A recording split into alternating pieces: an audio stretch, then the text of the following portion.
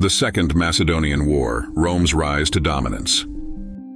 The Second Macedonian War, 200–197 BC, stands as a critical episode in the tapestry of Hellenistic and Roman history, a conflict that heralded the beginning of Rome's dominance over the eastern Mediterranean. Waged between the burgeoning Roman Republic and Philip V of Macedon, the war was far more than a regional skirmish.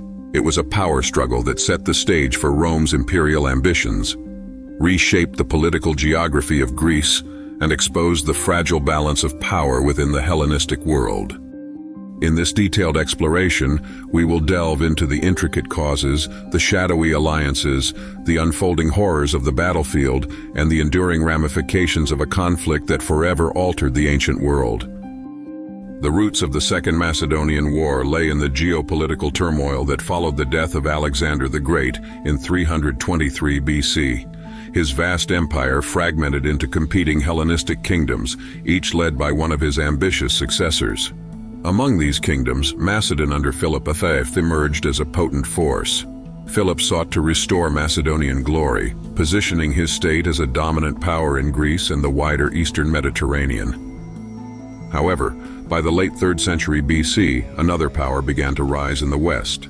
The Roman Republic, having emerged victorious in the Second Punic War, 218–201 BC against Carthage, turned its gaze eastward.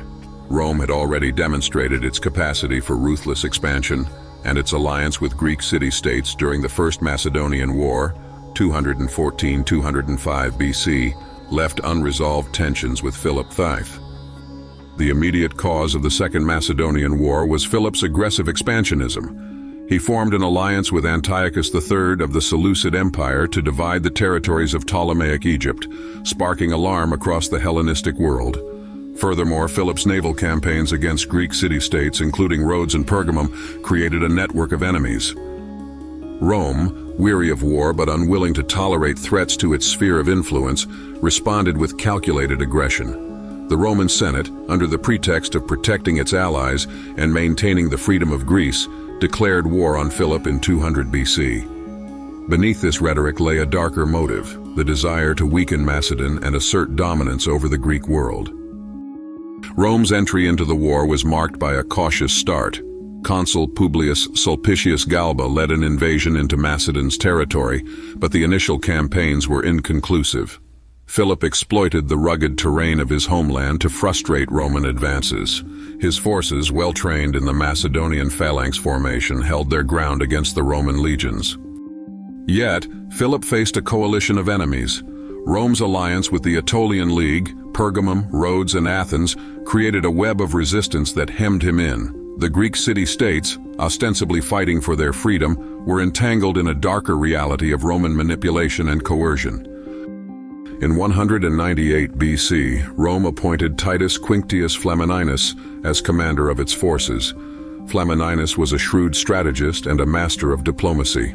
Unlike his predecessors, he sought to win the hearts and minds of the Greek people by portraying Rome as the liberator of Greece from Macedonian tyranny.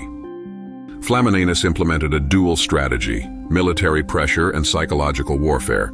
He relentlessly pursued Philip's forces, driving them from key strongholds while simultaneously spreading the promise of Greek freedom. Yet for all the lofty rhetoric, the reality of Roman involvement was grim. Villages were razed, and Greek autonomy was gradually eroded, revealing the sinister underpinnings of Rome's liberation. The war reached its bloody climax at the Battle of Cynoscephalae in Thessaly. This engagement, fought on a fog-shrouded hill, pitted Philip's phalanx against the Roman legions. It was a clash of military doctrines, the rigid, cohesive Macedonian formation versus the flexible, adaptive Roman manipular system. The battle was a brutal affair. Initially, Philip's phalanx held the advantage, pushing back the Roman left wing with its impenetrable wall of spears. But the tide turned when the Roman right wing exploited a gap in the Macedonian lines. Flamininus's troops encircled the phalanx, cutting it to pieces. The battlefield became a slaughterhouse, littered with the bodies of Macedonian soldiers. The defeat was catastrophic for Philip. His army was annihilated, and Macedon's power was shattered.